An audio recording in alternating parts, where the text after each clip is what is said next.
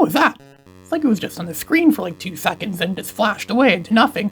Oh look, it's a pixelated 8-bit photo of Batman, and then next to it shows the gold letters that says Batman. Try to make it obvious that this game is the game based on the 1989 Batman movie, despite the fact that this game has pretty much nothing to do with that Batman movie, has little to no relevance to that movie. But it's made by Sunsoft. That's a good sign. You know, Sunsoft always made the best movie-based games on the NES, and this game is no exception. This is one of their better games. Batman. It's one of the best Batman games there is, actually. It's very short, it's very challenging, but it's really fun if you know exactly what to do. Gotham City. Gotham City, that's a story about Gotham City. It's some dark city or something like that there. And then there's a Joker, that's a villain we're going to be fighting against, a pixelated green-faced Jack Nicholson. It's all just shades of green, and then there's Vicky Vale. We're gonna be rescuing her. Let's make it seem like we're gonna be rescuing her as if this is like another Mario clone where we have to rescue the princess again. Only this is the only time we ever see her in this entire game. And now just explaining who the Batman is. Yeah, we already know the Batman is. The Joker murdered his parents, and now the Joker is throwing nerve gas all over Gotham City, making Gotham City, not a great place for tourists and the citizens, and people are not really liking what the Joker is doing in his new reign of terror. So we're gonna have to be Batman, dress up as Batman, and go and fight the Joker. See the Batman. This is a really cool cutscene for back in the day. Seeing the Batmobile like that. The music in this game is really good too. People talk about the best soundtracks in the NES, but a lot of people don't even talk about this one. This game has a really awesome soundtrack. The music is so like, it has what any good soundtrack in any video game ever would have. Alrighty, there isn't really much relevance to the movie right here. When did Batman ever fight against things? What's that gun supposed to be anyway? It shoots like a little cone of like, might be a flamethrower or something. That Batman just bounces off it when he gets touched by it. And then there's those little droids that are going on the floors. Those look like those cleaning droids they have on the floors of the Death Star, supposedly clean the floors. Yeah, apparently they're an enemy in this game, the Death Star cleaning droids, and Batman has to fight against them. There's also a score in this game too, but you would never know there was a score in this game unless you pause the game. It never shows a score anywhere else in the game. And the score is completely useless in this game too. It doesn't play a role in the game at all. You can't earn any extra lives in this game, but thankfully you have unlimited continues in this game, so I guess that's a major plus. There's those landmines too. If you get close to them, you can also, if it's possible, shoot them with a gun. That's right, Batman has a gun in this game. Batman's a complete total savage in this game. He ends up getting a gun and he actually uses it to kill enemies. We'll be seeing that later in this game, but he actually downright murders enemies in this game. This version of Batman is a cold-hearted, cold-blooded, evil murderer, just murders everything in sight. Yeah, sure, he does it to those cleaning droids, that's okay, but he actually like beats up thugs and stuff like that, and like and other weirdo enemies that we've never seen anywhere else and will never see anything else ever again. This game, like I said, this game really doesn't have much to do with the movie. It also isn't even really something, and some people think this game wasn't even intended to be a Batman game originally. One YouTuber saw a very long time ago theorized that this game may have just been a game that Sunsoft is making that had nothing to do with Batman. And then they got commissioned by the people making the Batman movie to make a video game based on their movie. And then they probably thought, well, it takes a lot of time and effort to make a game, and we don't really have that kind of time and effort. But we have made a game already. Maybe we could just take this game we've already made and didn't release yet, and just rebrand it and just put Batman in there, shoehorn Batman into there, and rebrand the game so it's Batman. Maybe change some other things in the game too, so it says it's Batman. Here's the first boss of the game, the Killer Moth. Look, Batman's gonna use a gun to shoot at the Killer Moth. He's like a Mega Man boss, almost like where he stands to one end, and then we have to shoot at him when the timing is right, like right there. Something that this game did that Spider-Man games do over a decade later, they introduced villains in the games that weren't in the movies. Like a lot of the Spider-Man movie-based games, which came out well after a decade after this game came out, did that same thing. Like in the first Spider-Man game from 2002, it was the Green Goblin was the main villain, but in addition to that in the video game, we also fought against the Vulture and Shocker and Rhino. We do that in the Spider-Man 2 and 3 games as well too, and this game actually did that first, because there was only one villain in the 1989 Batman movie. It was the Joker, and the Killer Moth is nowhere to be seen in that movie, but we fight him in this video game. The video game likes to expand on it, and there we killed it by shooting him with a gun. We killed the Killer Moth by shooting at him with a gun. This is something I'll up into the movie too. Just take the machine guns and he just shoots out and makes a hole in the garage door right there so we can jump into the chemical plant.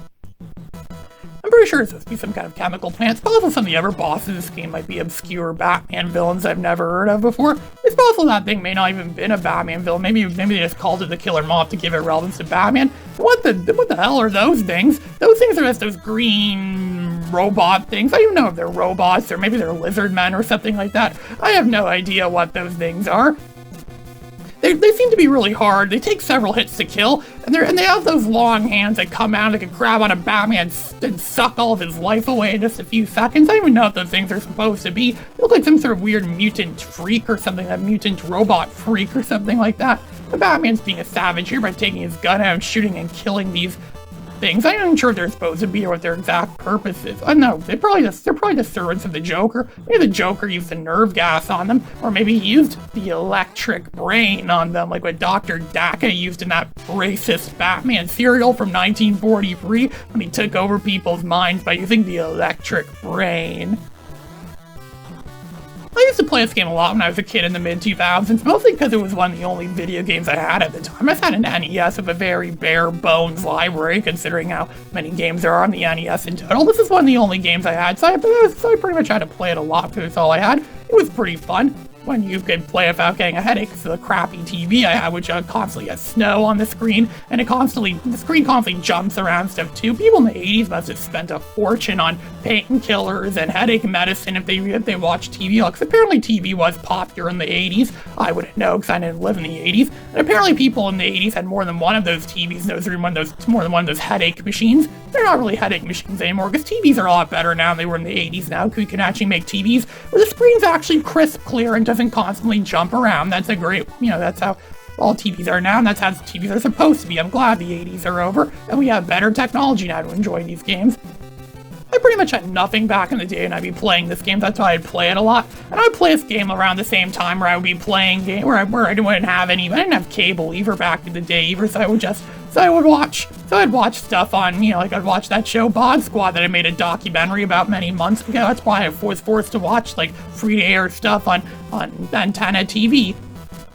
Simply because it was all I had, and no one at school believed me it was real. A lot of kids at school didn't even believe me that the NES is a real system. I told them that the real system was Nintendo's first system. No, the N64 was Nintendo's first system. They never made any systems before the N64. This system you're talking about doesn't exist. Well, there's plenty of proof that this system does exist. Just go online. The NES is a pretty popular system. It might even be their best-selling or one of their best-selling systems ever, is the NES.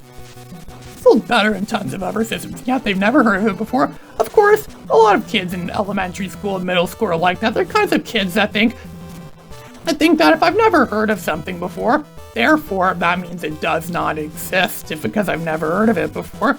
If it does exist, then I would have heard of it, because I know about everything that does exist. They said the same thing about Bill Clinton. They didn't think Bill Clinton was real because they've never heard of him before, so they disagreed he was famous. They disagree that former presidents of the United States are famous people. Yeah, I wonder if the people in Congress think the same thing. Now we're in some sort of conveyor belt factory, I think, or another part of the factory, I think, too, where there's conveyor belts and stuff. More stuff that I'm pretty sure didn't happen in the movie. Maybe it happened in the comics or something like that. Another thing the noticeable thing about this version of Batman, I don't think he's the same version of Batman we've seen in other things, because he's purple.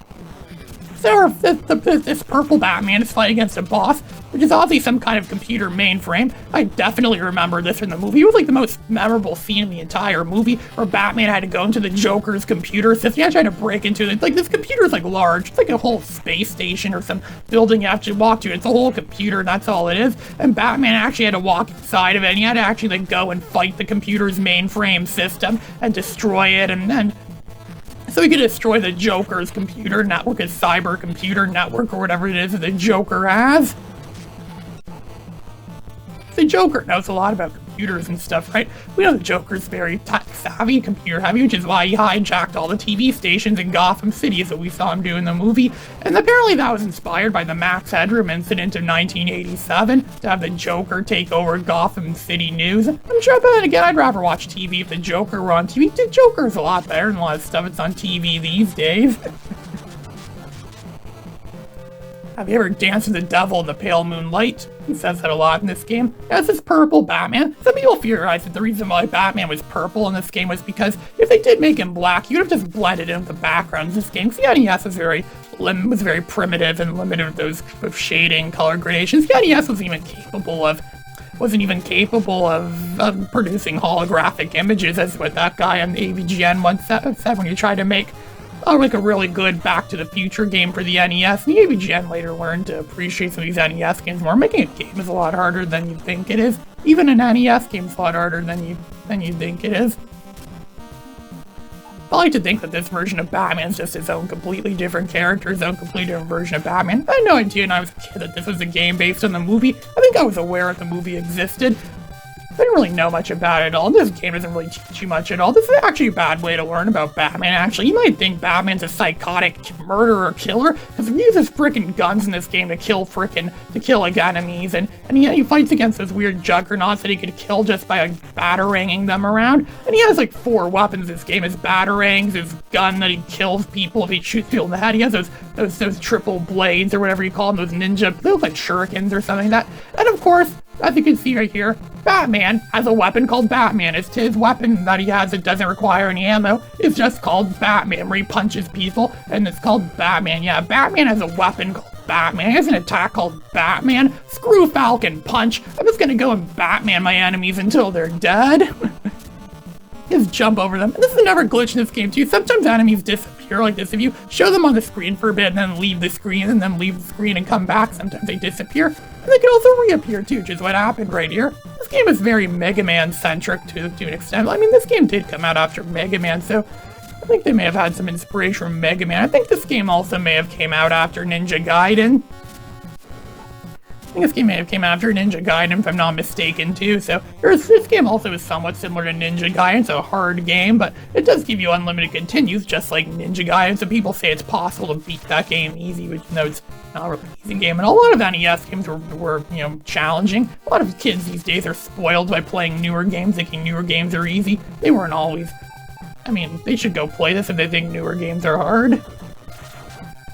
And sometimes you get lucky and they give you health to replenish your health, but that's all about sheer luck. There's a lot of luck involved in this game. Sometimes the AI even breaks in this game. Like the other day I tried playing this game, and I was at the part where I was confronting the killer moth to fight him, and he just never did that thing where he flies downward so you could go and shoot him in the head. He just never did that once, and his AI clearly broke. I don't know if that's just a glitch in the game, because NES games have odd glitches sometimes. Or maybe it was just my emulator malfunctioning. I think I'm using the Nestopia emulator, the one that's embedded in RetroArch for Windows.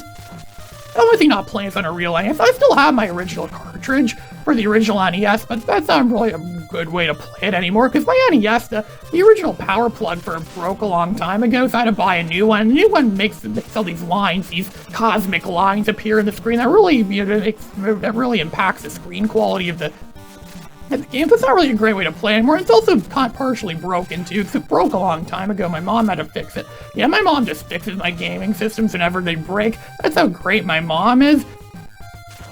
I can imagine there being like a Rosetta Stone challenge thing, or you have to guess what it is in Rosetta Stone, or someone in some language says, "Why is mom fixing our NES?" And the kid's sister says, "Mom is fixing the NES because it's broken." Yeah, well, why else would you fix an NES? People usually fix their NESs because they're broken, especially because NES systems are notorious for breaking down. I'm amazed that the same NES I've had since forever, and for as long as I can remember, still works. It's the same one my parents bought in 1987, and it still works to this day. It's not in good working order, but it still works. It's just, quite remarkable considering how those systems are notorious for breaking down. I remember that Mark guy from Classic Game Room used to rant all the time about how he's been through several NES systems and they've all broken down over the years, but he still has the same Atari 7800 that he's always had, and it still works like a charm, the same as it did in 1986 or whenever it was he bought it. Welcome, Batman. Why don't you look at my latest work of art? What is his latest work of art? There was a lot of relevance to art in the movie. Apparently art was one of his greatest fields of study from when Batman did research on Jack Napier. This level by far is some of my favorite music in the entire game, where it sounds like it creates like an atmosphere of being relaxed, but at the same time it's knocks. There's things going around. It's everything's trying to freaking kill you in this game. It's like the world wants to kill Batman or something like that. Where do these things come from? What are those things in the background supposed to be anyways? Are those like genetic embryo? Those look like genetic embryo tubes or something. What, are they cloning the Joker or something like that? The Joker trying to make clones? That obviously had to have been made for Batman specifically. That's obviously a photo of Jack Nicholson barking stuff out. Jack Nicholson Joker barking out a lot of crap at us. So, oh look, I have no idea what these enemies are called. One of the odd things too is that it's also one of the only NES games I actually own the instruction book for. But I've never read it because, since when did anyone ever read an instruction book? Instruction books are for wimps. I mean, I like to collect them, obviously. I keep them, obviously, and collect them. But I don't seriously read them as a means of figuring out how to play the game. I've been playing a lot of games in Japanese lately, and I've figured out how to play all of them easily. But I'm learning Japanese, too. I've been playing, the Japanese versions of the Ratchet and Clank games on the PS2. And I've actually managed to decipher what most of the terminology is and what the words mean. The only time I wasn't able to do that was when I played the Korean version of Ratchet and Clank Up Your Arsenal, because I wanted to play as that Peepo monkey from Ape Escape in the game, and I couldn't find a Japanese version of the game at the time, so I had to play the Korean version instead. Which is pretty much the same as the Japanese version, but it's in Korean, which is a completely different language from Japanese. I plan on learning that language eventually, but right now, I'm still trying to become fluent in Japanese. It's probably going to take several more years right now from the way things are going. And Batman's just being what he's supposed to be, where he just pretty much where he jumps off walls, he jumps and jumps off. He's like a freaking ninja in this game. I mean, Batman does do stuff like that in games. A lot of video games in general have Batman doing stuff like that. I'm pretty sure Batman's done other stuff like that before in other video games too, because Batman has been in tons of video games.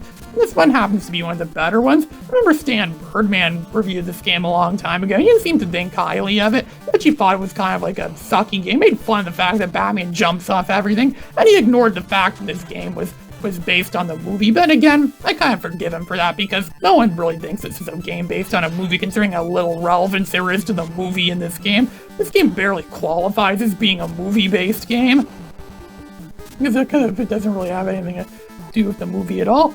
I think this Batman series, that people call this series the Burton Schumacher Batman series, I think it's one of the most interesting film franchises ever, if you can call it that, because how much it's changed over the course of the series. It began as a very dark and depressing, serious series of Batman, where he had to fight against the Joker, and then he had to fight against the Penguin in the next movie, and then after that, the series took a drastic turn, for the worse, as most people would say, and it started to become very comical and stuff, and then the fourth one was a downright comedy. People complain about Batman and Robin a lot.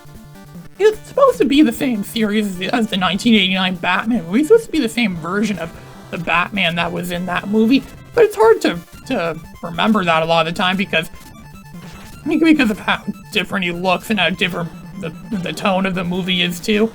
In some ways, I don't even really think it's a true part of the series. I like to think it's more like a parody of the 1989 Batman movie than opposed to being actual Batman. It's a parody of Batman in general. They could have marketed it as that. I think people would have liked it more if they actually marketed it as a parody, kind of like those Filipino Batman movies. Like there's James Batman, that unofficial Batman and James Bond crossover, and then there was also Batman Fights Dracula. It's Batman Fights Dracula, which is also another Filipino Batman movie. It's completely lost as of now. They've only ever found screenshots from it.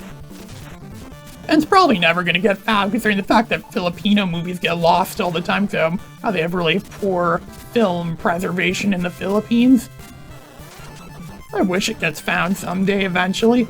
I'm thinking about writing my own version of it, but unlike the people in the Philippines, I actually respect copyright, so I'm going to be using my own characters in it to recreate the movie and add my own sense of flair to it. There's these things again, these mutant things that Batman can just Batman until they're dead. Yeah, screw Falcon Punch, just Batman the enemies. Yeah, Batman, just go Batman on them. I wonder how famous of a game this is, or how popular of a game. I think it was a pretty popular game. A lot of people bought it, and I have seen copies. But I remember back when I was a kid, there were a few friends I had that had an original NES, and some of them actually did own copies of this game, so it must have been a pretty common game, I think, or popular game. I think there was a Mega Man boss we're going against. I'm pretty sure I saw the same boss in one of the Mega Man games. I don't remember which one. There's like 6 Mega Man games on the NES. They're all very similar to each other. Sure, they offer different types of bosses. It's like the same thing, but different. It's like the menu at a restaurant. Every time you go to a restaurant, it's always the same food you'd expect. Ever to the Mega Man games in the NES are like. I remember when I used to Let's Play all those NES Mega Man games. And I'm pretty sure I saw that boss in one of the NES Mega Man games. Maybe they stole, or actually, that NES Mega Man game, that specific one may have came out after this. Maybe they stole it from Batman first. So Batman's flying around the Batwing now, and he's going up to that cathedral where the Joker has his base of operations, and where he's gonna be, Joker's gonna be hanging out there. He's gonna be like throwing nerve gas around the city and killing off more innocent people all over the city. So we're gonna be Batman. We're gonna go and fight him and stop him. We're gonna go through the clockwork through everything. I think there's like a clock in the cathedral, like a dong, dong. It's time for church. It's Sunday morning. It's time to go to church. Dong, dong, dong. I'm pretty sure it's those gears are for. Or maybe they were just making a game where the last level just happened to be a cathedral. There was a Lost Media Batman game I read about on the Lost Media wiki. It's supposed to be a game based on that 2008 Dark Knight movie, but the reason why it suffered for so many issues in development, because when they originally made the game, they had no idea it was going to be based on the Dark Knight movie. They had to scrap a lot of their stuff, and if the game never really got out of the alpha stage, it was completely lost. I guess that's why it's Lost Media, because it never made it out of the alpha stage, the very initial stages of game development. Then again, I know nothing about game development. I sometimes have considered making my own versions of, my own fan-made sequels to games, and games that I like Jumping Flash, possibly this game. Imagine if this game had a sequel, or even an Ape Escape sequel or something like that. I sometimes think that Spike from Ape Escape, when he grew up, I like to imagine he became some kind of Batman-like superhero, because in fact he's very acrobatic and uses gadgets a lot, just like Batman. I used to like to think there was some sort of connection between Ape Escape and Batman. And there's those things, those claws, robot arm things that come out at us, and look, that's another guy with a flamethrower. Let's punch him several times and he's dead. I actually think the Batman attack might actually be one of the most powerful attacks in the game. The only problem is that the close range attacks, you have to get really close to an enemy. Sometimes you have to get so close you could kiss them, and then you could, well, maybe not that close. I know the Batman Returns game for the NES was like that, where you had to get really close to an enemy and you had to attack them at a very close range. Here's the second last boss of the game. Apparently there was a beta build of this game where this boss is actually the final boss of the game. I really remember this scene. This is also a very memorable scene from the 1989 Batman movie, where Batman has to go against some sort of god that could send the power of the sun at us, where he's throwing suns at us or something like that, that could burn through all sorts of stuff. He's some sort of juggernaut god thing, and Batman has to just throw batarangs at him and kill him. That's how powerful Batman's batarangs or that they could kill a god just as easily as that. Greetings, Batbrain. Are you ready to meet your destiny? We are ready to meet our destiny, Joker. We're gonna smack you in the face so many times. Your lips are gonna be red after you're through with me, but not red from that makeup you put on. You're gonna be red from blood, because your face is gonna be covered in blood after you're through with me, Joker. It took me a while before I realized that this actually does have a lot more relevance to the movie than I thought. That gun he's using is the same gun he used to shoot down the Batwing. Why didn't anyone tell me he had one of those things? When he saw the Batwing, there we go, he knocked him down. We incapacitated him, now we're gonna go and fight him. I know you murdered my parents. Now you will dance the devil in the pale moonlight. He's grabbing on the Joker. He's holding him near the edge of the cathedral. Look at that. He just downright throws him off the edge of the cathedral. And he falls to the streets of Gotham City and plummets to his death. And there he's dead on the street. He just fell a great height. He smashed his back. His back is obviously broken beyond repair. I wonder what someone's back would feel like after they fell from such a great height like that. I'm actually interested in seeing his x-rays after that. And of course his face is stuck smiling because his face is permanently molded like that now after that incident at the Axis Chemicals factory, or Aces Chemicals, or whatever they called it. Yeah, Joker's dead. I remember I saw this movie a long time ago with a friend, and then I remember when we saw that scene in the movie, he just laughed like this, ha ha, Joker's dead, or Joker died, the Joker died. These are the people who worked on this game. It's a relatively small team of programmers and designers, and people designed Kaz. Someone named Kaz designed this game, and someone named SP Taka designed this game. And at least they're using real names. I'm pretty sure in the Mega Man games they use fake names during the credits, like Fishman. Is there someone really named Fishman that really worked on Mega Man 2? These are the people who worked on this game, so we give them our thanks for playing this game. Special thanks to... No, it's not special, it's spec y'all thanks, spec y'all thanks. I don't know what spec y'all means.